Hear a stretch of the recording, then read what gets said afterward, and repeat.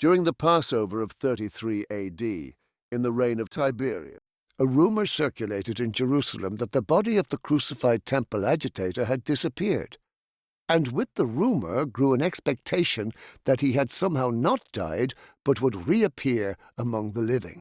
Yet the origin of the rumor does not bear close examination, and with each retelling, new and contradictory information was added.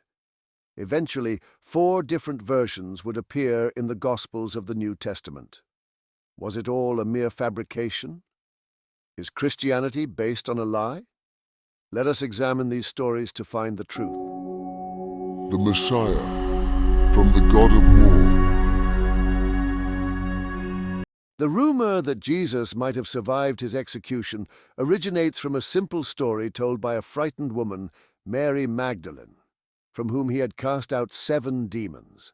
Possession by demons was an archaic rationalization for mental illness. Exorcism was the cure. Whatever comfort Jesus had given the troubled woman, she became his most loyal friend. When others had absconded in his final hours, she was one of the few to remain. Mary's account of what happened next unintentionally sets the first step in his deification. A man called Joseph of Arimathea took possession of the body, wrapped it in linen, placed it in the tomb, and rolled a stone over the door. From a distance, Mary Magdalene and her friends watched the proceedings.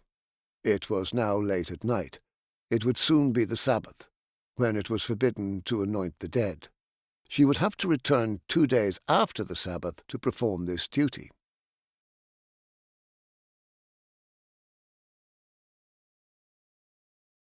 On the 3rd day, when she and her 2 companions returned, they were astonished to discover that the stone had been rolled back and the body was gone. In its place sat a young man who told them that Jesus had risen. Terrified, the women fled the scene and reportedly told no one. Various explanations have been put forward for this account. The first is that Jesus was still alive when taken from the cross. The second is that the 3 women, frightened, traumatized, and witnessing the burial from a distance in the blackness of night, went to the wrong tomb. They were strangers to the area after all. The third explanation is that the corpse was originally left in Joseph's tomb because it was convenient. Since this was Joseph's tomb, the body would have to be moved to a different resting place before decomposition set in. Joseph might have gotten there and removed the body before Mary and her friends arrived. The final explanation is that Mary or some later narrator made it up. Whatever the real story, the Gospel ends with the 2 Marys and Salome fleeing from the empty tomb. Many years later, an addition was appended, Mark 16:9-20, introducing the idea of a resurrection. This appendage does not occur in the earliest manuscripts.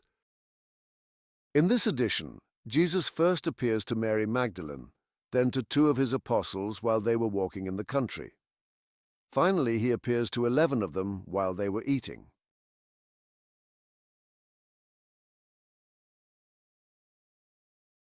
This account gives a different version of the resurrection. Many women witnessed the crucifixion in addition to Mary Magdalene and 2 other Marys. 2 of them are sitting opposite the sepulchre when Jesus is interred. The high priest, with approval from Pilate, places guards over the grave and later bribes them to say that the disciples carried the body away. These additions variously remove the doubt that the women got the wrong tomb or contrived the disappearance. It does not explain why the high priest would request a guard over the tomb in the first place. According to the Gospel, even the apostles were not expecting Jesus to rise from the dead. On the 3rd day, in place of the young man, there is an angel who rolls back the stone and tells Mary Magdalene and her companion Mary that Jesus has risen. As the 2 women hurry away, Jesus suddenly appears and tells them to instruct the apostles that he will meet them in Galilee. Later, in Galilee, he instructs them to preach to all nations, presumably only to the Jews of all nations, since earlier in the same Gospel he had instructed them not to preach to heathens or Samaritans.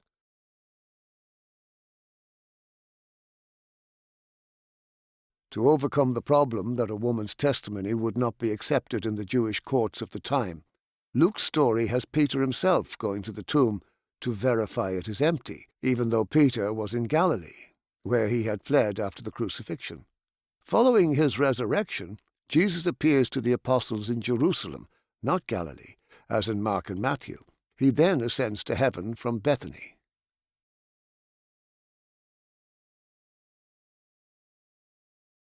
The Gospel of John has Peter present at the interrogation by the high priest.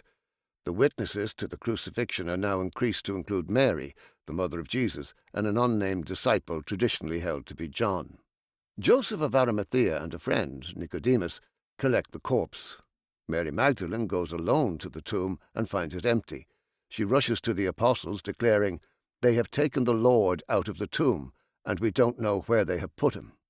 This contrasts with the Gospel of Matthew, where an angel at the tomb tells Mary that Jesus has risen. She returns to the tomb with Peter and another disciple, who verify that it is indeed empty except for the linen garments used to wrap the body. Mary sees two angels, who tell her the body was taken. She then sees a man she believes to be the gardener and asks him what he has done with the body.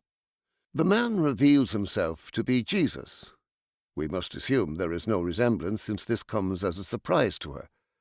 The character of doubting Thomas is introduced, and Jesus appears to the disciples several times after his death.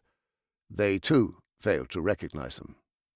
We now have 4 Gospels giving 4 contradictory accounts of the death and resurrection of Jesus. All the accounts come from Greek writers of a later generation who did not witness these occurrences.